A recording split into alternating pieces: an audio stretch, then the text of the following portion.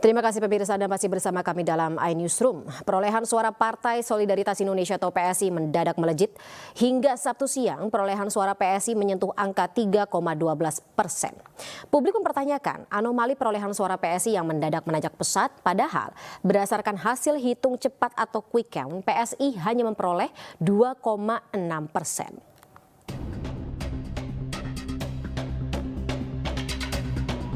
Perolehan suara Partai Solidaritas Indonesia mendadak melejit.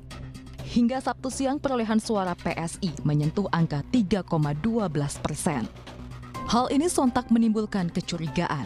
Bagaimana tidak, dalam hasil hitung cepat, partai berlogo mawar merah itu terancam tidak lolos ambang batas parlemen dengan hasil 2,6%. Namun dalam hitungan KPU, suara PSI yang semula 2,29 juta ada kenaikan lebih dari 103.000 suara dalam kurun waktu 29 jam. Kini, perolehan suara PSI menyentuh 2,39 juta suara atau 3,12%. Pengamat politik dan juga Direktur Eksekutif Indikator Politik Burhanuddin Muhtadi turut mengkritisi anomali perolehan suara PSI yang melesat, melebihi hasil hitung cepat sejumlah lembaga survei. Melalui cuitan di akun X, Burhan berpesan kepada PSI untuk menerima lapang dada ketimbang berhasil lolos ke parlemen, namun menimbulkan delegitimasi terhadap hasil pemilu 2024. Anomali tidak hanya terjadi pada suara PSI, tetapi juga Partai Gelora. Baik PSI dan Gelora, keduanya merupakan partai koalisi pengusung Capres-Cawapres nomor urut 2, Prabowo Subianto dan Gibran Rakabuming Raka. Sementara dalam berbagai kesempatan, PSI percaya diri partai yang dipimpin putra bungsu Presiden Jokowi Kaisang Pangarep akan lolos parlemen di pemilu 2024. Dari Jakarta, Tim Liputan iNews melaporkan. Perolehan suara Partai Solidaritas Indonesia atau PSI mendadak melejit. Publik mempertanyakan anomali perolehan suara ini. Kita akan bahas secara komprehensif bersama dengan Direktur Eksekutif Indikator Politik Burhanuddin Muhtadi, serta pakar telematika Roy Suryo, kemudian ada Ketua DPP Bidang Politik Partai Perindo Yusuf Lakaseng, serta politisi PSI Sheryl Tanzil. Saya sapa terlebih dahulu, selamat malam Bapak-bapak dan juga Mbak Sheryl. Halo semuanya, selamat malam. Ya, baik. Ya, malam. Malam semuanya. Saya ke Mas Burhan terlebih dahulu ya. Mas Burhan, kalau misalnya dari penelitian lembaga survei Mas Burhan sendiri, dari hasil real count itu ada 5 dapil yang menunjukkan suara PSI meningkat dengan cukup tajam, termasuk diantaranya Jawa Timur, DKI Jakarta dan juga Jawa Tengah. Kalau dari hasil quick count yang dilakukan oleh lembaga survei Mas Burhan, sama nggak? Gini ya, saya coba ingin jelaskan kronologinya. Kebetulan tweet saya itu kan merespon pertanyaan dari banyak netizen yang tanyakan kenapa suara PSI mengalami kenaikan tajam dalam hari terakhir.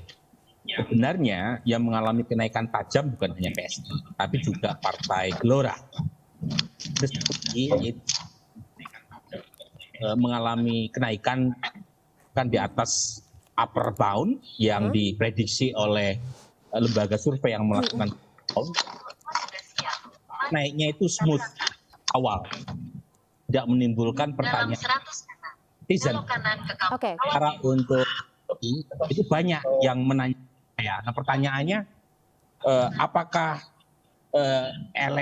PSI ini kenaikannya wajar atau tidak wajar? Nah pertama gini Fani, PSI ini di kisaran 3,13% hari ini. Data real count ya? Sekian persen, ya menurut saya rekap.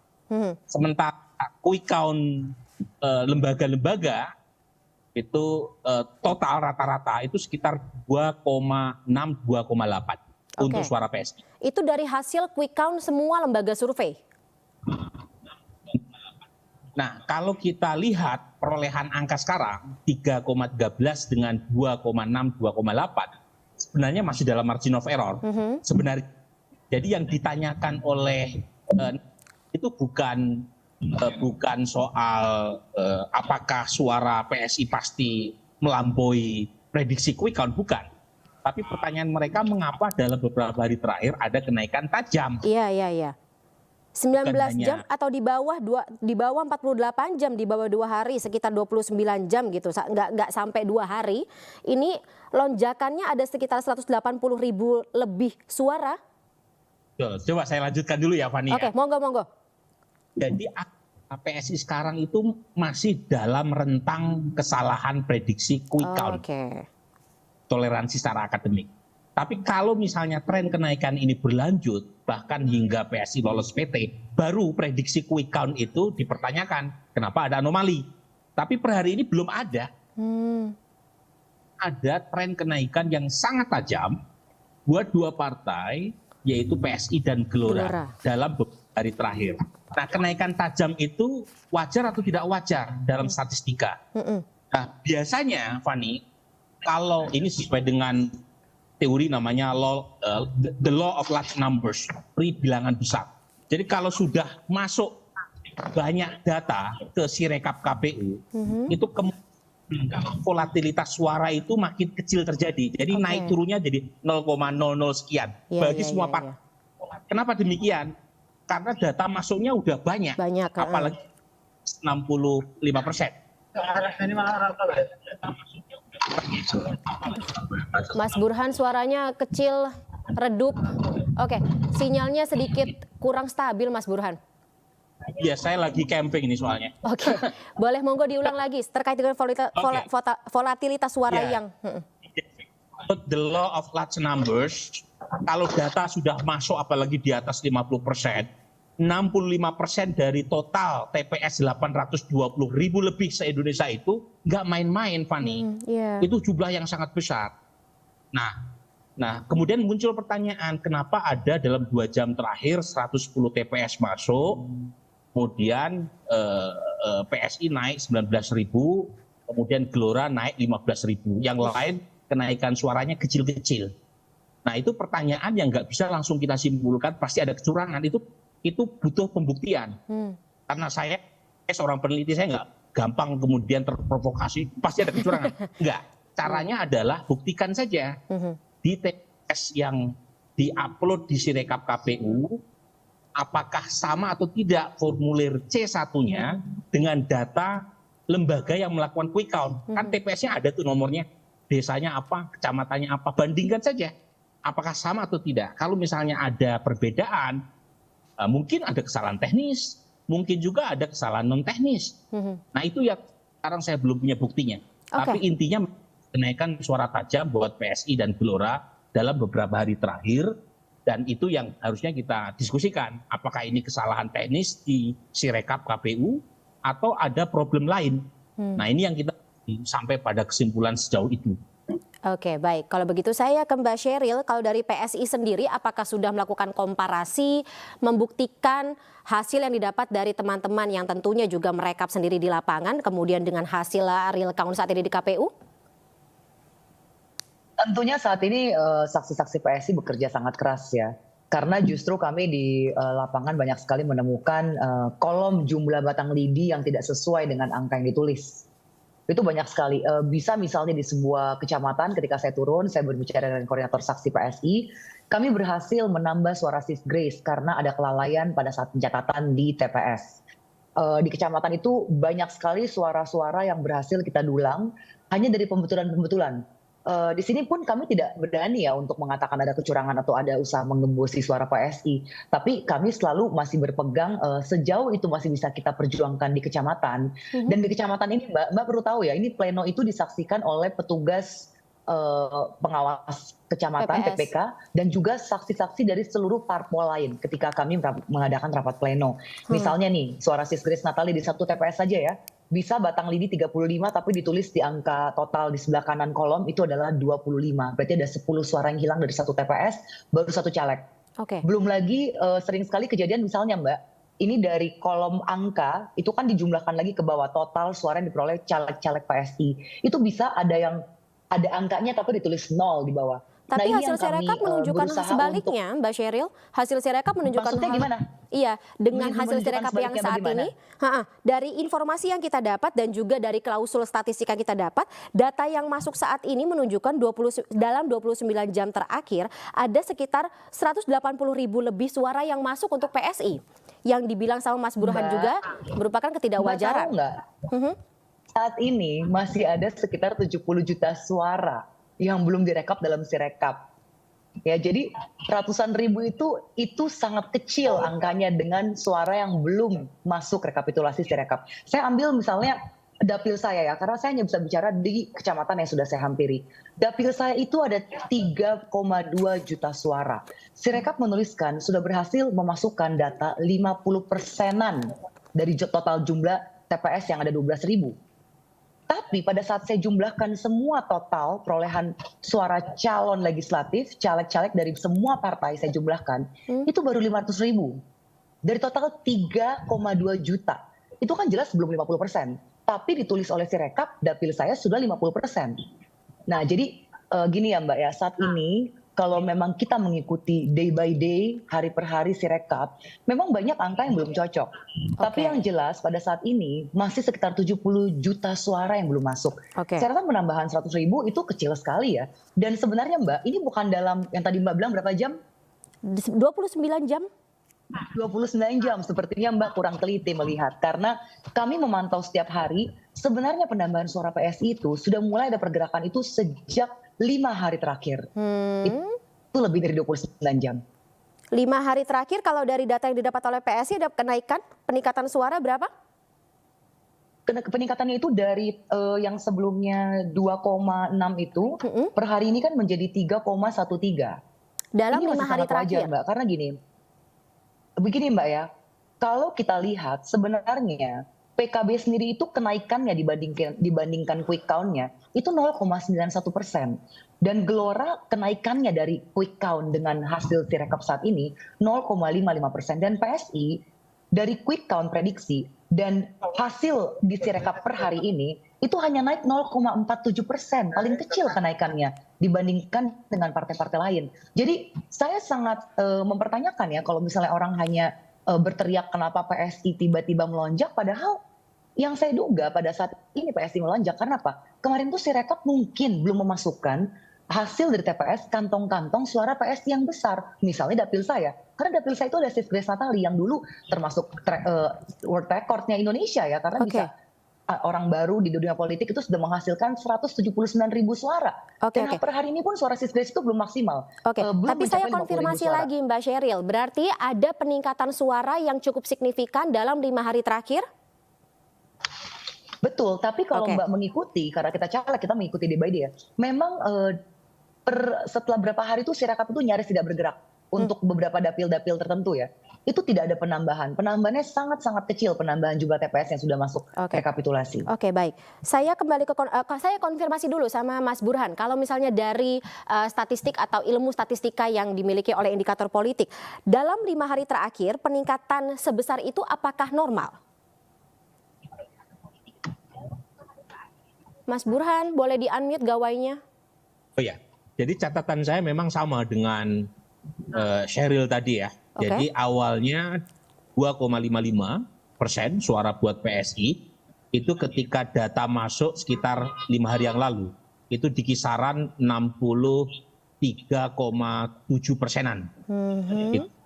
Suara. 55. Kemudian selama 5 hari terakhir ada kenaikan dari 63,7, data masuk sekarang sekitar 65,6. Itu naik sekarang jadi 3,13%. Hanya apakah normal atau tidak kenaikan suara pajak? Sudah sampaikan tadi ya, bukan hanya PSI, tapi juga yang mengalami kenaikan tajam beberapa hari terakhir. Yang kedua untuk PKB di atas. Mas Burhan suaranya redup terang. Oke, boleh diulang lagi Mas? Jadi saya lagi camping ini. Mohon maaf, saya tahu lagi akhir pekan ya. Monggo. Itu di atas Oke, Mas Burhan. Oke, Mas Burhan, kita sambil memperbaiki sinyalnya, saya ke Mas Roy kalau begitu. Kalau dari kacamata atau perspektif telematika terkait dengan fenomena yang ada di Sirekap saat ini, peningkatan suara, ya kalau misalnya kita lihat terjadi di beberapa partai, ada pattern sendiri yang menurut analisa Anda seperti apa? Ya, memang ini menarik ya. Boleh dikatakan itu bukan hanya PSI, oke, tapi kan di sini wakil yang ada kan wakil PSI. Saya cermati khusus pada tanggal 1 Maret saja. 1 Maret kemarin ya itu persentase PSI itu sudah 3,02%. Dan itu yang menarik, jam 10 pagi jumlah suara yang bisa diambil PSI adalah 2.319.968. Itu kemudian menjadi 3,03%. Jam 16, jadi tepat 6 jam sesudahnya, itu sudah menjadi 2,3 juta 93.774. Artinya sudah naik 3,2. Oke, kalau dilihat dari angka itu mungkin saja terjadi. Nah, tapi yang menarik sekarang kita lihat selisihnya. 2,393 dikurangi 2,319 itu adalah 83.343. Dan itu berasal dari 110 TPS. Udah gampang aja dihitung. Kalau 83.000 dari 110 TPS itu berarti satu TPS isinya berapa? 757. Ya ini berarti memang Sirekapnya memang benar-benar perlu diaudit forensik. Tidak normal, ya, menurut Mas Roy? Sangat tidak normal. Okay. Ya karena satu TPS itu kan maksimal isinya 300. Dan nggak mungkin satu TPS 300 itu milih PSI semua, kan nggak mungkin.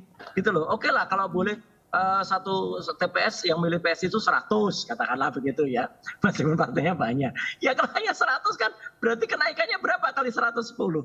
Kan hanya 1.000 sekian gitu loh. Jadi artinya ini memang ada question mark ya, ada benar-benar question mark yang harus kemudian dipertanyakan betul pada Sirekap. Nah, oke, nanti kita coba telaah partai-partai yang lain ya. Jadi artinya partai yang lain itu kemudian terjadi kenaikan saat itu bisa itu ya, misalnya dikatakan disebut PKB, kemudian ada Gelora. Oke, kita lihat. Nah, jadi saya benar-benar hanya netral saya lihat. Berarti memang ada kesalahan besar pada Sirekap. Tapi kalau Sirekap itu dihentikan, lagi-lagi nih Mbak, saya juga setuju ya gitu. Karena kalau Sirekap dihentikan ini nggak ada yang bisa ngawasin lagi nih. Berjeng itu. Jadi nanti ada data colongan lebih banyak lagi gitu loh. Jadi menurut saya inilah sudah saatnya Bareskrim masuk ya. Kemudian lakukan polis lain di KPU. Udah clear ini. Bareskrim masuk, tim cybernya polisi itu lakukan audit forensik ya. Satu-satunya cara berarti audit forensik ya. Banyak lagi loh, Mbak. Ini belum nanti suara-suara caleg. Itu juga akan dibeginikan. Nanti akan ada perpindahan yang ada.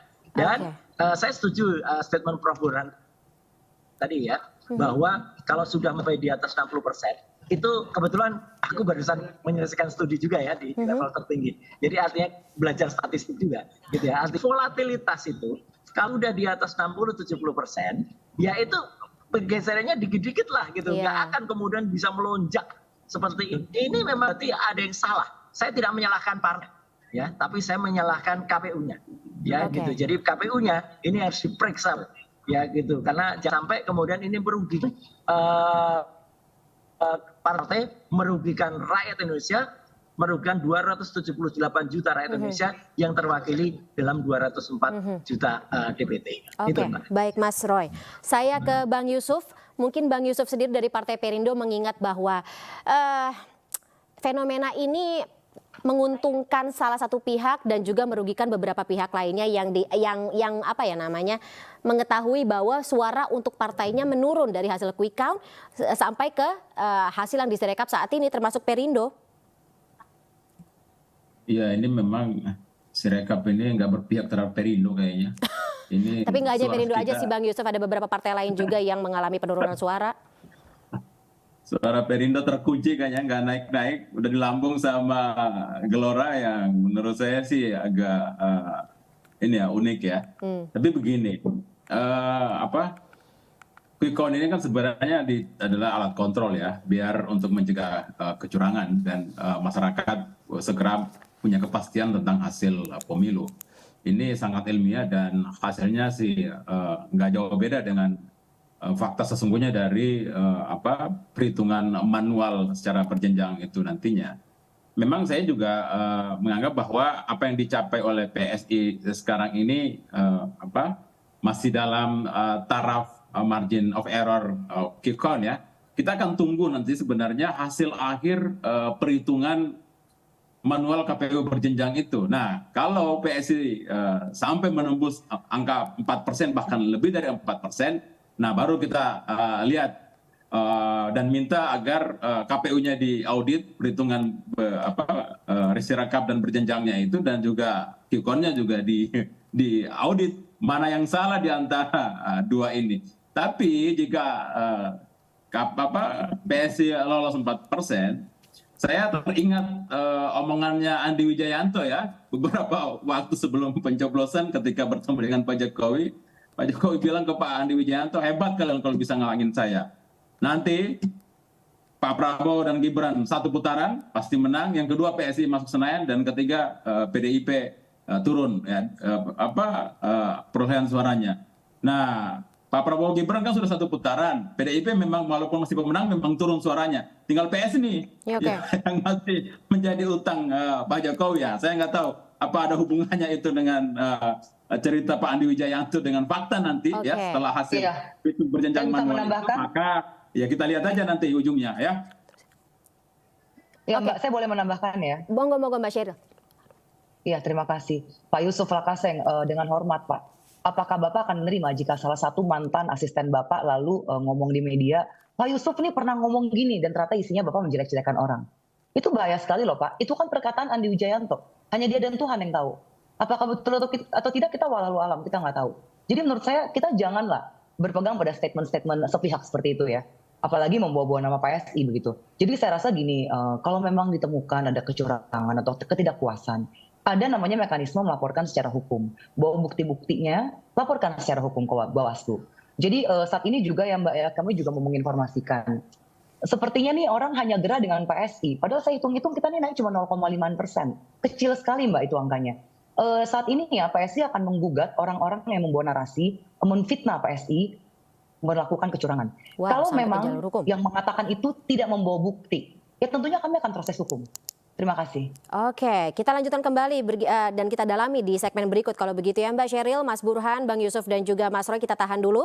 Pemirsa iNewsroom akan segera kembali setelah jeda, tetaplah bersama kami.